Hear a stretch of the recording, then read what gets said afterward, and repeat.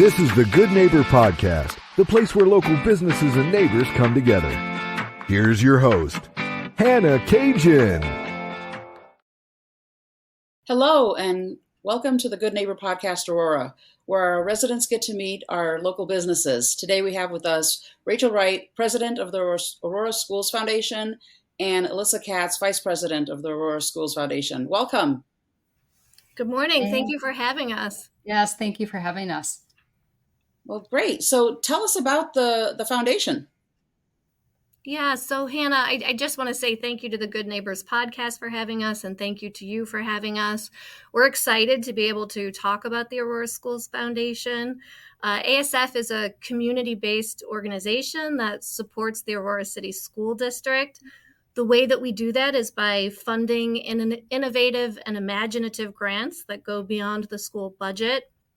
We focus on enriching the educational experience for students and staff by providing opportunities that might not otherwise be possible, from cutting-edge technology to creative learning initiatives. And we also fund 3 scholarships for graduating seniors every year, and we're very proud to be able to do that. We just wanted to start by touching on some of the exciting grants that we worked on this past year. So one of the most exciting grants, I think, was the Inclusive Playground at Reight Elementary School. ASF worked with the Portage Foundation and the George L. and Genevieve D. Moore Trust in order to donate $60,000 toward the Inclusive Playground. The teachers that spearheaded that project, Alyssa Denninger, Casey Stewart, Jen Zimmerman, and Lisa Leone, really did a great job of bringing our community together. They talked to local businesses to get support from local businesses, support from the school, and support from the city. And those educators were actually recently honored at the Celebrate Portage Awards for all of the great work that they did toward that initiative. So now those students with disabilities who were not able to access the playground because of wheelchairs and environmental factors that prevented them from accessing it are able to play inclusively with their peers. So we're really proud of that project. Another project that we funded, it was really exciting. Thank you. Another project that we funded was the bike program at Miller Elementary School. So we worked with a local business, and Angelo Gonzalez from Leangelo's actually sent a team of people out to help us build those bikes. So it was really great to see students working alongside business leaders and ASF trustees in order to actually build the bikes that we funded. And then recently we funded $20,000 toward a cybersecurity program at the high school. And that program will allow our students to be able to work toward certifications that they'll be able to use in their real life experiences once they graduate and even before they graduate. So that is really exciting. And the district is partnering with local businesses to provide internships for students that are in that program. So that was really exciting. And then some of the other sort of exciting projects that we did Dash robots for the elementary schools. So the students are actually able to manipulate the robots and code the robots on their computers. So they can make the robots sing and dance and do all sorts of interesting things. And then virtual reality headsets for both the high school and the elementary school. I thought that was a wonderful opportunity just because, you know, when I grew up, we got to learn about the Great Wall of China in books, but now these kids will actually get to experience the Great Wall of China virtually through the virtual reality headsets. And it's really exciting. That is. And then just to add to that, looking at more high level, so this is our 30th year. We're celebrating our 30th anniversary this year. That's amazing. And it's wonderful. And we just celebrated at our donor appreciation and celebrated our founding members, which was a lot of fun to get them back together, and they enjoyed that. And we celebrated that in our 30 years, we have donated over $585,000 in grants to our schools. And that's about 249 grants and 82 scholarships. Traditionally, we fund about $30,000 in grants a year. This year, because it was our 30th, we were able to fund over $93,000 in grants. We did 11 grants and 3 scholarships just this last year, which we wanted to do something special to commemorate our 30th anniversary. So we think we did a pretty good job. And I think so. Rachel described some of the amazing things we were able to fund this year, thanks to our organization and partnering with other community organizations. Great.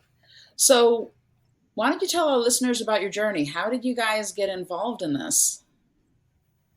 Yeah, so my journey with ASF began just with my passion for giving back to the community and specifically for supporting education. I'm a 97 graduate of the Aurora City Schools, and I have 3 kiddos who are currently attending the Aurora City Schools.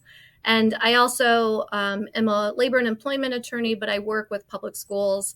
And so I very much support them. And it's really important to me that the community sees the benefit that the public schools provide. So I believed that if we could fund these sort of projects that really did have an impact on the students based on additional resources that they might not otherwise have, that it would provide opportunities for them. So for me, joining ASF was a way to actively contribute to make those dreams sort of a reality. And similar story for me. I wanted. I have a background of wanting to give back and be part of the community and have a greater impact. And I was volunteering with the parent-teacher organization, which I still do, and they do amazing things. But I wanted to have a broader impact, and not just on my kids and their class and their schools and their teachers, but across the whole district. And I heard about it from a friend who was on the ASF board. And once I learned more about their mission and their impact and what they do, and then I met Rachel and learned about her vision for the organization, and that hooked me in. And I definitely wanted to be a part of this and what they are doing and where we can take the organization. Well, that's great. So can you tell us about any myths or misconceptions that you hear about what the foundation is and isn't? Sure. So there's a few. One is that we only fund projects for high achieving students or for specific programs. But really, in reality, we support a wide range of initiatives that benefit all students, all staff, anything from the arts to STEM, wellness to accessibility projects. Our umbrellas kind of, we want it to be innovative and creative. But within that, we really fund anything and everything that we can that fits that, because we want to do what we can to support our students and support our teachers and our schools. A second myth is that we are directly funded from the school district. And that is not true. We rely on donations, we rely on grants, fundraising efforts, and we have a very generous community and a group of donors. And we couldn't do this without them. We have individual donors, from just memberships that some people do $10 a year to people who donate more. We have donors that donate more than that. We have corporate sponsorship program, and there are different levels to that. So corporations can be part of it, whether it's just donating money and having the knowledge that they're supporting this, to really wanting to get involved and be part of the organization and help with different events or in the implementation of different grants. And we have levels of corporate sponsorships. People can look on our website, and we were happy to talk to them about that. We've also tested a hypothesis that was one of Rachel's big things that she wanted to try, is let's fund grants with grants. So we're now looking at how can we write a grant to get grants, so get more money for bigger projects and bigger ideas. And that's part of what we did with the Inclusive Playground, and hopefully what we're looking to do is some more things in the future. And then we do have an endowment that we use. So we have funds, and that's part of a strategic planning process, is how can we also grow our endowment? And that can be another major funding stream long-term for us. And then I just wanted to add that we do have a legacy program where if people want to leave, if they're thinking about what happens after they pass. I know for me, I have life insurance to care for my family, but I also have a life insurance policy at work. So I was able to designate that life insurance policy toward a charitable goal of mine, which is to support the Aurora Schools Foundation. And then for community members who are looking for something to do with their required minimum distributions at the end of the year, and if they want to use it for a charitable purpose, then they can also give to the Aurora Schools Foundation that way. And then I would say the third misconception is that a lot of folks get the Aurora Schools Foundation confused with the PTO. They don't understand the difference between the parent-teacher organization and ASF. And I would say that both organizations are amazing. They have dedicated volunteers, and both organizations are making significant impacts on the schools. I think that the difference that I see between the two organizations is that ASF operates across all schools. So we're touching all students in all of the schools versus there's an elementary PTO and a Harmon High PTO. So they touch different students. We touch all of the students. And in addition, ASF is really focused on more systemic, large-scale initiatives, whereas PTO addresses more localized needs and fosters that school-level community involvement. So ASF manages larger funds and endowments compared to the PTO's smaller events-based budgets. Both organizations are vital for sure, but I think ASF is working more at a macro level and complementing the PTOs that are operating at the more micro level for school-specific efforts. Definitely both needed, though, right? Definitely. And that's not to say that ASF doesn't work with smaller grant requests, because we certainly do. But as we work on our strategic plan, we are trying to focus on the distinction between those two organizations and focus on big ideas and bigger grants. Great. So you both are very busy gals. What do you do for fun when you're not, working or being part of the foundation? Yeah, so I think a lot of our trustees enjoy spending time with our families, going to local events in Aurora, and participating in outdoor activities. For me specifically, I like to travel. I also like to garden.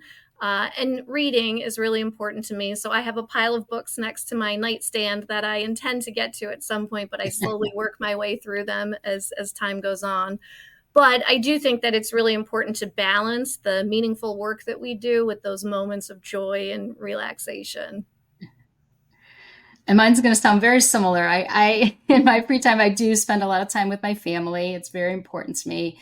Walk my dog. I like to bike and hike. I like to read as well. I don't have the stack so much because I do have a Kindle now. But they are stacked up on my Kindle. I do like to ski. I like to play tennis and cook and garden and travel. Sometimes I just like to do nothing at all and just sit on the couch and watch it snow outside. That would be my favorite thing probably in the world. So last Thursday was a fun day for me. But I do like to enjoy my downtime. Yeah, that's important too, for sure. So can you describe a hardship or a life challenge that in the end, when you look back on it, made you stronger? Yeah, I think many of the trustees face challenges balancing work and family commitments, especially during times of uncertainty. Like, I know the pandemic changed everything for everyone, and certainly ASF had to pivot and adapt. So I do think that learning to adapt and prioritizing what's important has made us as an organization more resilient, and it's strengthened our ability to really collaborate as a team. I think personally, each of our trustees have stories of overcoming either personal or professional hurdles, but I do think that those challenges have given all of us a greater empathy and really determination about the work that we do with ASF. Yeah, I would agree. It's balancing work, volunteering, and just everything else can absolutely be a challenge. And we all have kids with activities on top of, all of our priorities as well. And juggling that often feels like its own full-time job. I'm sure we all can relate to that. But thankfully, we're all fortunate to have a really good support network, whether it's our partners, our parents, our friends, to help with the transportation, help with the childcare, that allow us to focus on our work and our meetings and our events. And staying busy with volunteer work just provides a valuable opportunity for our kids to learn about giving back and supporting our community. So I think even though being busy can be a challenge, I think it's also being a good role model for who we want our kids to be and people in our community to be and look up to. So you brought up something very important here that I think we should highlight. These are volunteer roles, correct? Yes, all of them are volunteers. We don't have any paid employees. These are all parents, community members that just care deeply and are giving generously of their time and talent. Well, it definitely takes a lot of time to do these kinds of things. So whatever you guys bring in to the foundation, you're able to put that much more because you don't have that demand of money for payrolls.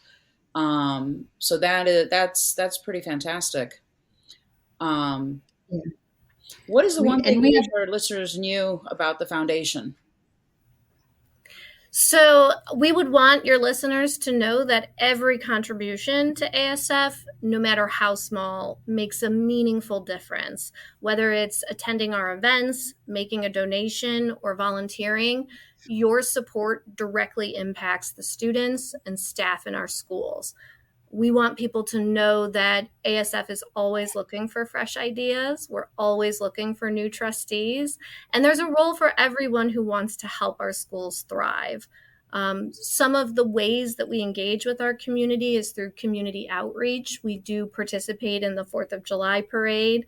And anyone who has been to the 4th of July parade knows what a big deal the 4th of July parade is. We are actually attending this evening the Veterans Dinner to honor the veterans, and ASF is very proud to make a financial contribution to that every year because everything that they have done in service of this country, it is our way of giving back to them.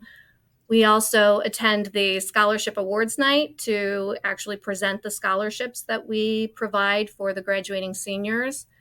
And then the fundraising events that we do are so important. So we do have an annual event, which is our biggest event that occurs in February each year. And we've done things like an adult prom, an 80s night, tailgate. And if you haven't been, Hannah, please come because they are really amazing.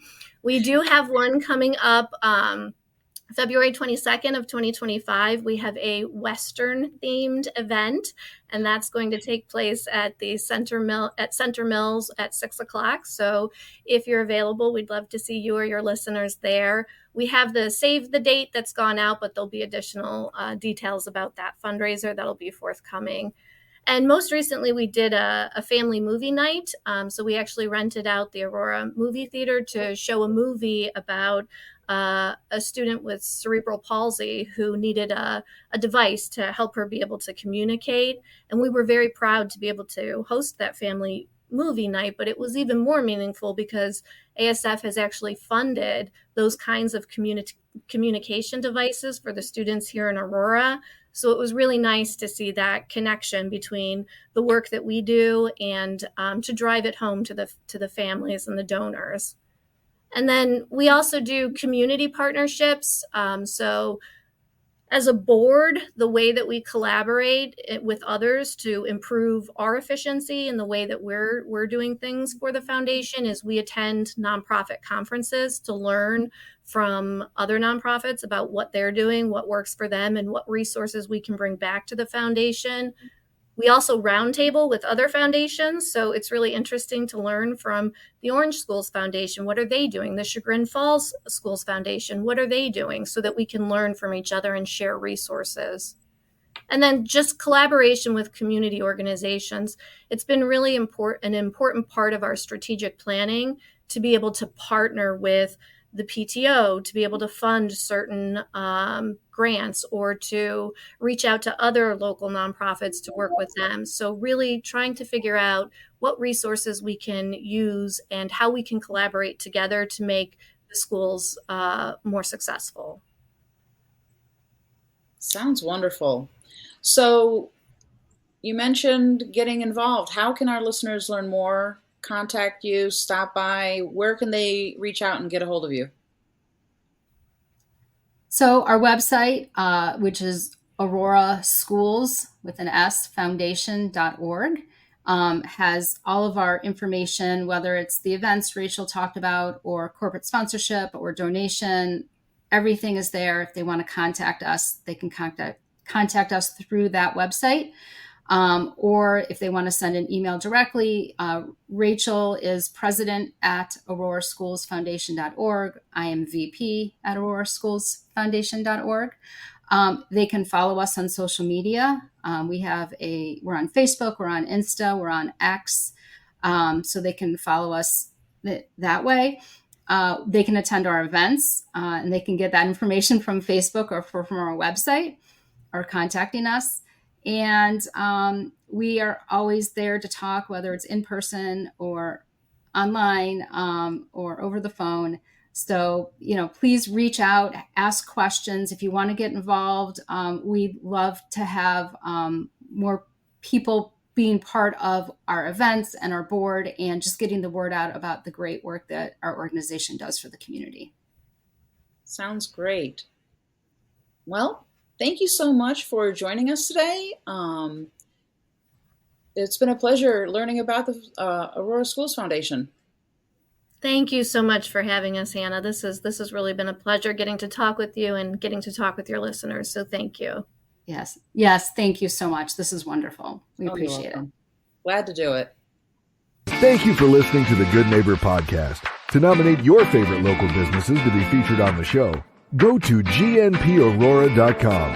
That's gnpaurora.com or call 330-542-5880.